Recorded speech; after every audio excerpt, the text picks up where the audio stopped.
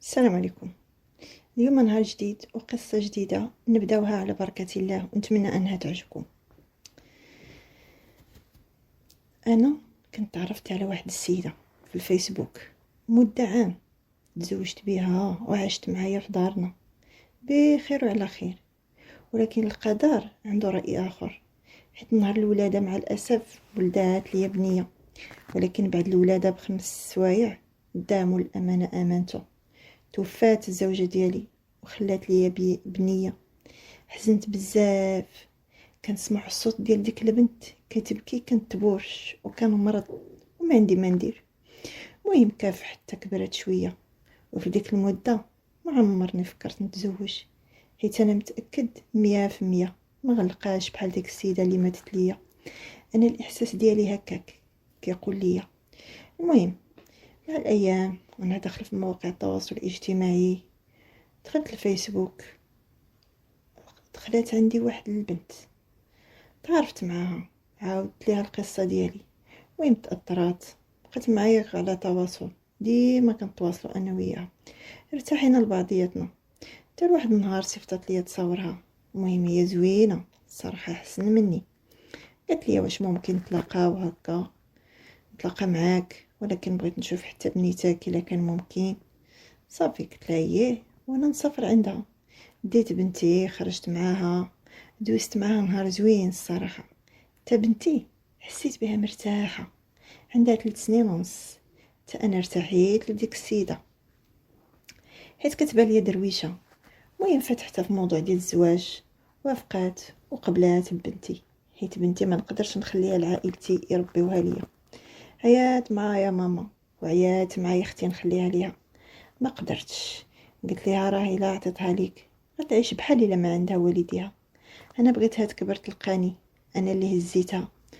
المهم تزوجت بديك البنت ودرت العرس تقليدي على قد الحال، بحكم حنا ساكنين غير في الدوار.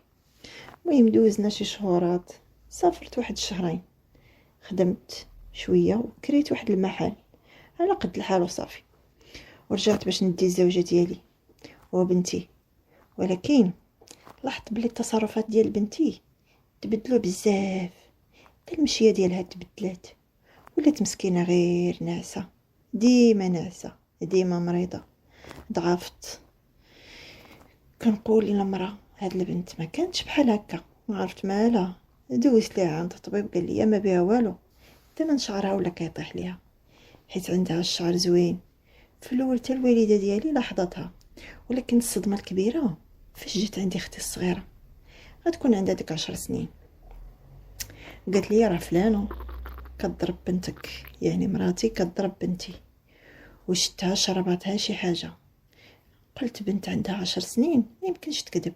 مشيت عند الوالده قلتها ليها، قلت لها هاد البنت ياك ما عندها شي توكل. قالت لي يا ويلي بنت صغيره، شكون غيعطيها التوكل ولا يسحر ليها، راه ما يمكنش. قلت لي مراتك ديما كدوش ليها ومهليه فيها، ولكن واخا هكاك شكيت وما نسيت هضرت اختي. وقلت الوالده ما قلت لها والو على داكشي اللي قالت لي اختي الصغيره، حيت غتضربها. هزيت مراتي للمدينه. الصراحه ما نكذبش عليكم، ما بقيتش كنحمل حتى نشوف فيها، ولكن ما بينت ليها والو. اول حاجه فكرت فيها هي خاصني نحصلها. ايوا صافي درت ليها التليفون مع الايام في واحد البلاصه، لكن كيسجل غير الصوت، غير التسجيل الصوتي وصافي. حطيت لها التليفون ومشيت لخدمتي، خدمت ساليت، كملت على بركه الله. رجعت للدار غير نص نهار، خديت التليفون وخرجت القهوه باش نشوف اش كاين. شعلت التليفون وبديت كنتصنت وندوز حتى كنسمع الطريقه باش كتهضر ليا مع البنت. لا حول ولا قوه الا بالله العظيم، حسبي الله ونعم الوكيل فيها. بقيت كنترعد بداك الشيء اللي سمعت. حسيت براسي صافي حسيت براسي غنمشي وغنقتلها. كنت غنرجع للدار غنذبحها. عرفت شنو هي تقول البنت مازال ما كملت 4 سنين؟ قالت ليها ما بقى لك والو تموتي. تما عرفت بلي عطاتها شي حاجه. الزهر اللي عندي جا عندي مول القهوه سولني، قال لي مالك؟ عاودت ليه كل شيء. هو يشدني باش ما نمشيش للدار، وكيبرد فيا، هو اللي رجع لي عقلي. مشيت للدار، بقيت كنشوف في ديك السيده، كنتخيل بلي قتلتها. ولكن الهضره ديال مول القهوه ما نسيتهاش، حيت قال لي الا قتلتيها غتعطي لك المؤبد. لمن غتخلي ديك البنت؟